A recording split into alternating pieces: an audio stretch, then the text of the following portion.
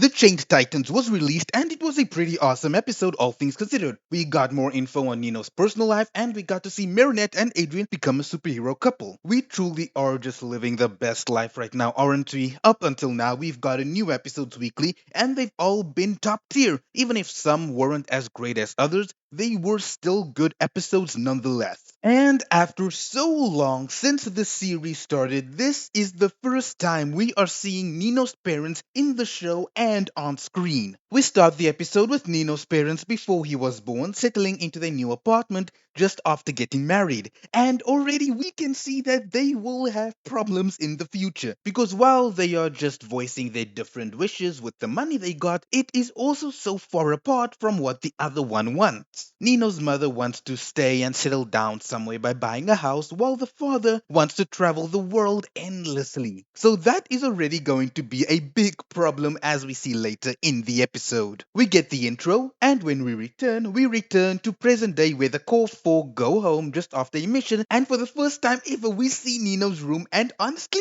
I'd like something like this for myself. It's simple with his PC setup and bed. Do you think Nino plays video games? I mean, he obviously does, but what games do you think he plays? Anyway, we get a brief look at what everyone else's families are like. Marinette and her mom have a sweet relationship. Adrien and Natalie are pretty wholesome, with Natalie almost destroying the kitchen just to make a few pastries, which was really funny, and all that contrasts with Nino's life where his parents are constantly arguing. Je peux pas lâcher mes clients comme ça. On avait dit qu'on irait à Bangkok, ouais. C'est pas possible.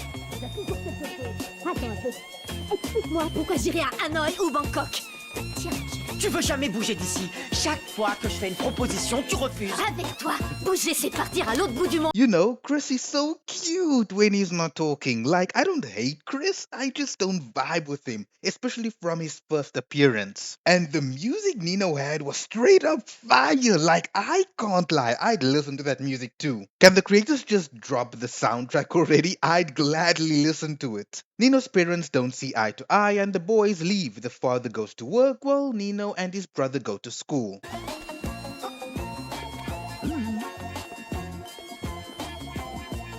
And that look that Nino's father gave Chris was so funny. I mean, stealing your child's breakfast isn't the best thing to do, but it was cute to see. Chris worries about their parents and Nino comforts him, and we see Nino basically having a smoking session.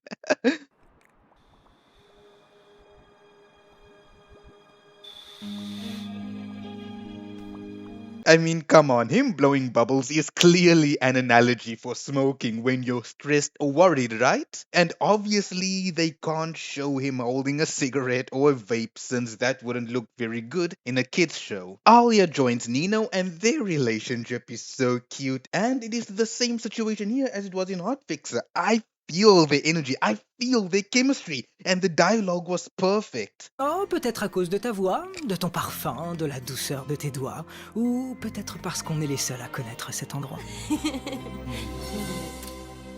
And I feel so fucking single right now. Why can't I have what they have? And it was so soothing to the ears since what Nino was saying rhymed. Of course, not the English subtitles, but just in French, and it sounded so wonderful to the ear. They go to the cafeteria, and Alia wants to get a strawberry smoothie since strawberries are her favorite fruit, and Nino doesn't like strawberries, but he doesn't dare to tell Alia because he is afraid that something like that will cause them to fight like his parents have been doing for years. So, like the man that he is, Nino takes a full glass of the strawberry smoothie and he is slowly drinking it and slowly dying on the inside. Although, who the hell does not like strawberries? They are literally so good. Adrien and Marinette show up and they are deciding on a hamster name, and Nino isn't feeling too good about them quote unquote arguing about this. Gosh, his parents really traumatized him. He can't even tell the difference between fun banter and an actual argument. And I love that one of the options for the hamster's name was Jeremy, as in Jeremy Zag, the producer of the show. Now imagine if they put Thomas's name as an option.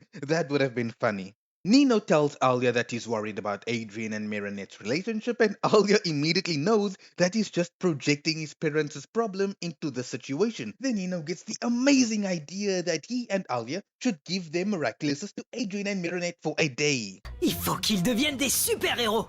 Quoi? Ils partageraient une mission, un secret. Ça renforcerait grave leur lien. Un peu comme nous. Un super couple, complètement honnête qui partagerait tout. Et comme nous, ils se sépareraient jamais. D'accord. And that isn't a bad idea actually. If anything, it makes sense to want them to be more connected. But his reasoning is what's clouded. Before Alia gets another word in, Nino contacts Ladybug to ask permission to give the Miraculouses to Adrien and Marinette, and Alia is not having this. She is trying so hard to not have this play out the way Nino wants. On s'est dit qu'on voudrait des suppléants. D'accord. Donnez-moi juste leur nom pour les retrouver en cas de problème. Pour mon Miraculous Adrien, c'est mon meilleur pote. D'accord. Et pour le Miraculous de Rena, Marinette Cheng. Oui, je vois. Alors, Ladybug, toi qui es la gardienne et qui est très très intelligente et très très sage, dis-nous ce que tu penses de ça. C'est pas une bonne idée. Mais pourquoi? Eh bien, parce que je les ai rencontrés et ils ont l'air d'être très occupés tous les deux. Et qui nous dit qu'ils ont la motivation ou même les capacités? Oh, je comprends. Tu dis ça parce que, comme ceux qui les connaissent mal, tu penses qu'Adrien est juste un beau gosse qui a toujours eu tout ce qu'il voulait sans lever le petit doigt et que Marinette est une catastrophe ambulante qui s'embourbe dans des marinettades. Des marinettades? Mais ils sont pas du tout comme ça. Hein. Ils sont courageux, persévérants et toujours prêts à aider ceux qui les entourent. Ils ont des cœurs d'or, tu sais. Ce sont plus que des amis, ce sont des exemples. C'est sûr que dit comme ça a l'air d'être une bonne idée. Ouais, super. Allez, suis-moi, Rena. On va leur annoncer la bonne nouvelle. Listen, if I was Ladybug and I was getting glazed like that, I mean, I would have probably said yes too. So I don't blame Marinette here, and Alia's face was priceless. Before they go through with their plan, Alia and Nino have another discussion, and this is where Alia changes her mind. She decides that if it'll help Nino feel better, then it's worth a try, and then she tells Adrien about it and he's on board. They go through with it, and Alia and Nino bring them to the underground training facility where all the heroes were shown at the start of Revelator. And it's so funny to see Marinette, Adrien and the Kwamis pretend to be surprised and totally clueless. It was so funny. They transform and my gosh do they look good. Wise, transforme-moi. Trix, transforme-moi. Waouh! Incroyable, je ressemble à une renardette. This is so unfair. Like, why did Marinette, Renardette, get an entire camera spin for her transformation, but all Adrien got was a head-to-toe camera pan? Like, where is the equality? It makes his transformation seem less special. And I absolutely loved Renardette's design. It actually shows her Asian features. Although, with the Fox Miraculous, Marinette looks more Japanese than Chinese to me. If I didn't know her origins, I would have assumed she is Japanese, and I think it has mainly to do with the ponytail and hairstyle. And Adrian's design is actually really good, and you know why? He is not bald. He looks way better with hair than without hair. And the padded armor always makes Adrien look better in a Miraculous. They do some practice training to practice their powers, and then we get an awesome montage with Renardette and Treonix, which I absolutely loved.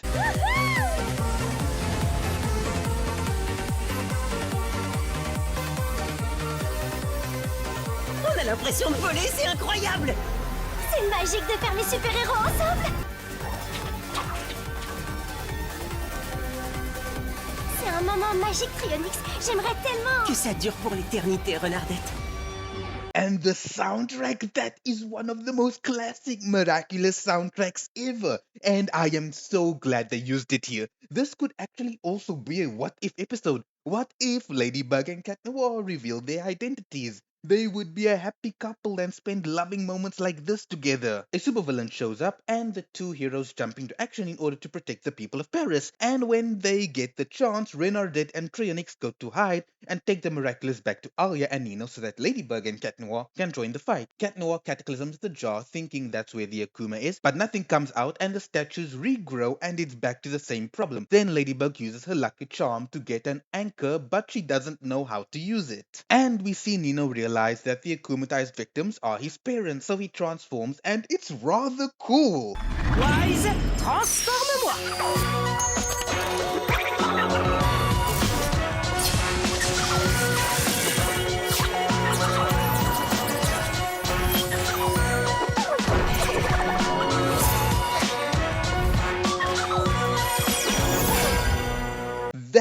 was actually cool. Not as cool as the original, but it was still amazing. I asked you which transformation between his old one and his new one was better, and you all said that his new one was better. Nino tells Ladybug about his horrible living situation. This gives Ladybug an idea of how to defeat them. They first make them stay in one place in order to have Carapace put a shield around the jar. That way they'll have no choice but to realize that they'll be happier without the other.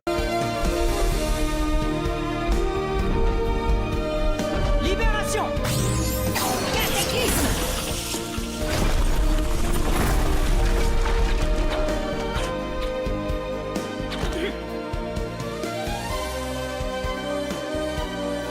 Soyez prêts à les rattraper.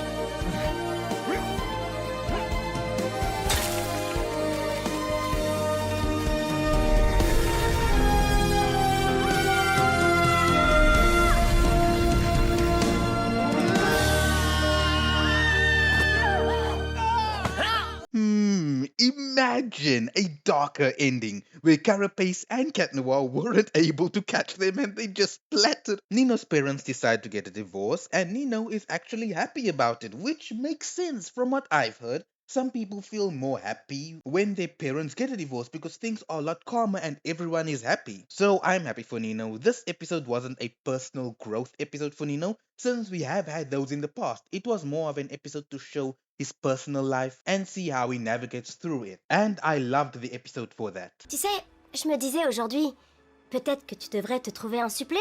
Enfin, juste au cas où, si jamais un jour tu ne peux pas faire chat noir comme moi avec Scarabella. Être un super-héros, c'est super, mais ça peut aussi être lourd à porter. Je ne voudrais imposer ça à personne. C'est ton choix, chaton. And that is the end of the episode. I think that while Cat Noir says he wouldn't want to put that burden on anyone else, I do still think that one day he will have a stand-in. Well, that's all I have to say for now. If you enjoyed this video, leave a like, subscribe, and check out my other videos too. Let me know what you thought on the episode down below. See you soon and stay miraculous.